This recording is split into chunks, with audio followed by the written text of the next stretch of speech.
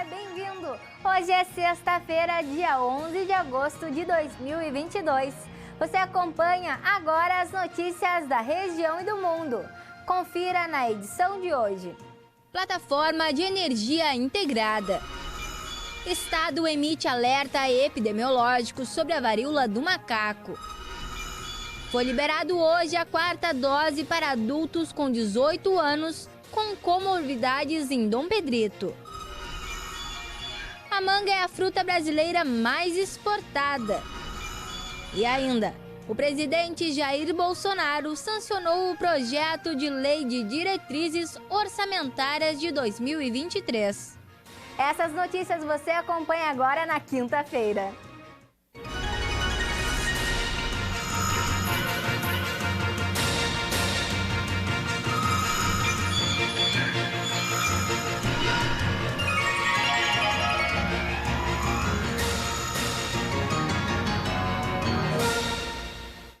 A empresa AES Brasil, que atua nos setores de serviços de energia, realizou nesta semana a aquisição de 3 complexos eólicos brasileiros. Entre eles está o Complexo Eólico do Cassino, localizado aqui no município do Rio Grande. Plataforma de Energia Integrada. A AES Brasil é subsidiária da AES, empresa de energia dos Estados Unidos. Adquiriu complexos eólicos por mais de 2 bilhões de reais. O Complexo Eólico do Cassino está entre os que foram adquiridos pela empresa. O Complexo Eólico do Cassino é composto por 3 SPEs e possui capacidade instalada de 64 megawatts. A SP é a sigla para Sociedade de Propósito Específico, um formato de empresa que tem como objetivo desenvolver um empreendimento de geração ou transmissão. Sendo assim, a empresa recebe a autorização para gerar e comercializar a energia. O Rio Grande do Sul está em alerta devido à transmissão da varíola dos macacos no estado. Nesta semana, o Centro de Vigilância em Saúde emitiu um aviso para reforçar as ações adotadas pelos serviços de saúde. Até o momento, já são 29 casos confirmados em 14 municípios. É a primeira vez neste ano que a transmissão da varíola do macaco acontece em vários continentes sem vínculo com viagens à África, região considerada endêmica, onde o vírus já circula há algumas décadas.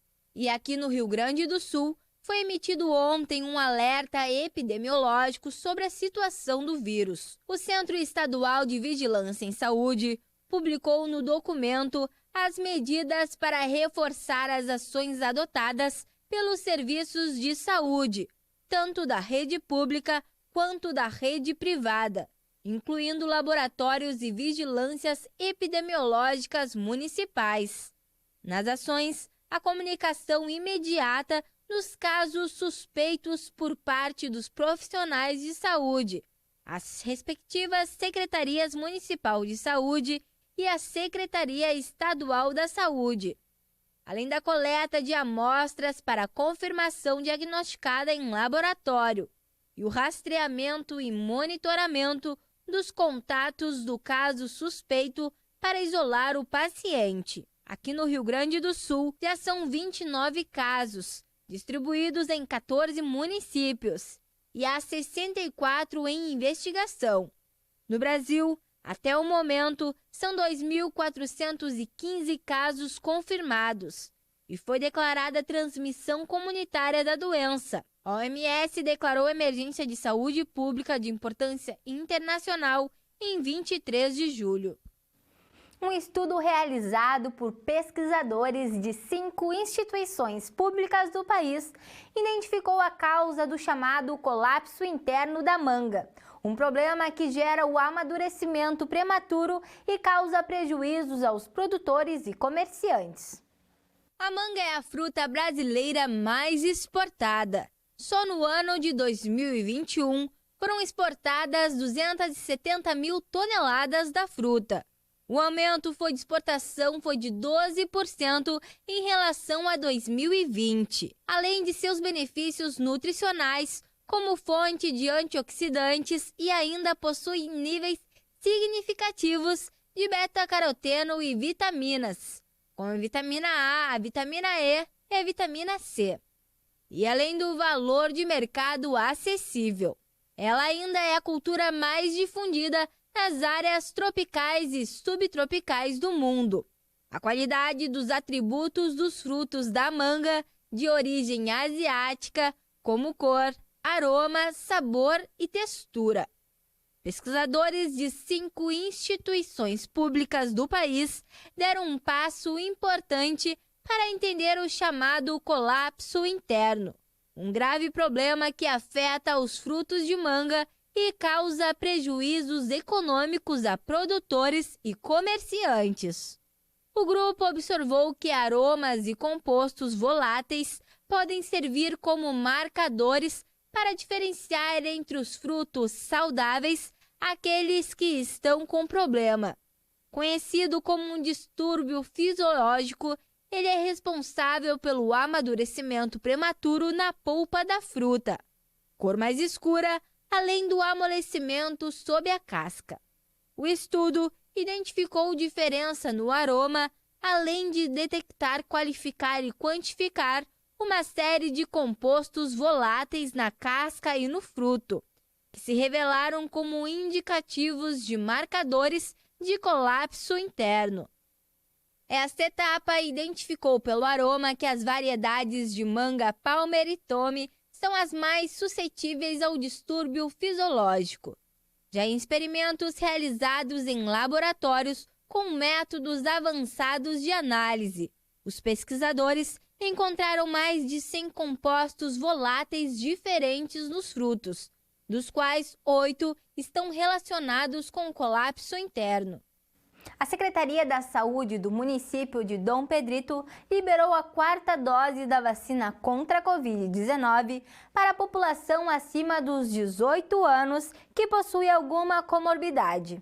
A aplicação do imunizante está sendo realizada nas principais unidades básicas de saúde do município. Veja agora os locais e horários da vacinação. Em Dom Pedrito foi liberado hoje a 4ª dose para adultos com 18 anos ou mais com comorbidades. Para receber a 4ª dose do imunizante, é necessário ter tomado a 3ª dose há pelo menos 4 meses, ou seja, até o dia 11 de abril. Locais da vacinação. Na UBS, a aplicação da 4ª dose acontece conforme o seguinte cronograma. Na UBS Hilton Wender Lopes, na Santa Maria, segunda-feira pela manhã. A UBS José Hamilton Torres, quarta-feira pela manhã. Na UBS Gilberto Garcias, na quinta-feira à tarde. Na UBS Elma Torres Simões, de segunda a quinta-feira, manhã e tarde. E na sexta-feira pela manhã. A UBS Getúlio Vargas, na quinta-feira, manhã e tarde. É necessária a carteira de vacinação e documento de identificação. Tarde com sol de temperaturas amenas. O clima será estável nesta quinta-feira em grande parte das cidades do estado. Na região da Campanha e no centro do estado, a umidade se manterá baixa nesta tarde. Em Dom Pedrito não passará dos 60%. Já na região sul, a umidade se mantém muito elevada, estando durante todo o dia acima dos 90%. Vamos conferir a previsão de hoje para a sua cidade. Rio Grande, que amanheceu sobre forte nevoeiro, terá uma tarde de sol. As nuvens aumentarão e deixarão a noite nublada, mas o tempo seguirá firme. Ventos fracos nesta tarde, não passando dos 12 km por hora. Já a umidade se manterá alta, ficando na casa dos 93%. A temperatura fica entre 17 graus a máxima e 11 graus a mínima. Não há risco de chuva. Tarde de sol e poucas nuvens em São José do Norte. Na parte da noite, o céu ficará nublado, mas o clima se manterá estável. Os ventos serão fracos neste início da tarde e não passarão dos 7 km por hora. A umidade que se mantém alta, chegando aos 93% hoje. A temperatura fica entre 16 graus a máxima e 10 graus a mínima. Não há risco de chuva. Dom Pedrito terá uma tarde de sol e a presença de algumas nuvens, o que não mudará a estabilidade do clima. Ventos fracos que não passarão dos 8 por hora no dia de hoje. A umidade, que pela manhã estava muito alta, diminuirá nesta tarde, ficando nos 60%. As temperaturas ficam entre 16 graus a máxima e 7 graus a mínima. Não há risco de chuva. Em Camaquã, a tarde será de temperatura amena, com presença de sol e pouquíssimas nuvens. Os ventos se manterão fracos, não passando dos 13 km por hora. E a umidade se manterá na casa dos 60% nesta tarde. A temperatura fica entre 20 graus a máxima e 11 graus a mínima. Não há risco de chuva. Tarde firme com a presença de sol e poucas nuvens em Venão Soares. Os ventos serão muito fracos, não passando dos 2 km por hora neste início de tarde. A umidade, que está alta, deve diminuir ao longo do dia, se estabilizando na casa dos 60%. A temperatura fica entre 16 graus a máxima e 10 graus a mínima. Não há risco de chuva. O ministro Bruno Dantas, do Tribunal de Contas da União, entregou ao ministro Edson Fachin ontem uma lista com quase 7 mil nomes de contas possivelmente irregulares. São destacados 6.804 nomes no documento. O Tribunal de Contas da União deve fazer a atualização dos dados até o dia 31 de dezembro. Segundo a Corte, 16 pessoas que estão no exterior tiveram as contas julgadas irregulares. O TCU divulgou também que a região Nordeste tem o maior número de agentes públicos na mesma situação, com 2.710 casos, seguido pelo Sudeste, Norte, Centro-Oeste e Sul. Segundo a lei de inelegibilidade, quem apresentar as contas relativas ao exercício de cargos ou funções públicas rejeitadas por irregularidade não pode se candidatar nos pleitos que se realizarem nos 8 anos seguintes, contados a partir da data da decisão. O presidente Jair Bolsonaro sancionou o projeto de lei de diretrizes orçamentárias de 2023. A proposta estabelece as orientações para a elaboração do orçamento do próximo ano. Bolsonaro sancionou a Lei de Diretrizes Orçamentárias de 2023, que dá as bases para a formulação do orçamento do próximo ano. A proposta inclui as previsões de receitas e despesas e a meta fiscal. A sanção já foi publicada no Diário Oficial da União. A lei estabelece quais vão ser as metas e prioridades para o próximo ano e fixa o valor dos recursos que o governo pretende economizar, traçar regras, vedações e limites para as despesas dos poderes.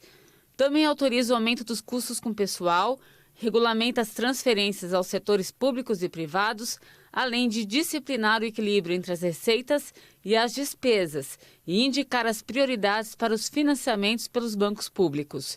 O governo vetou alguns trechos do projeto, aprovado pelo Congresso Nacional no dia 12 de julho.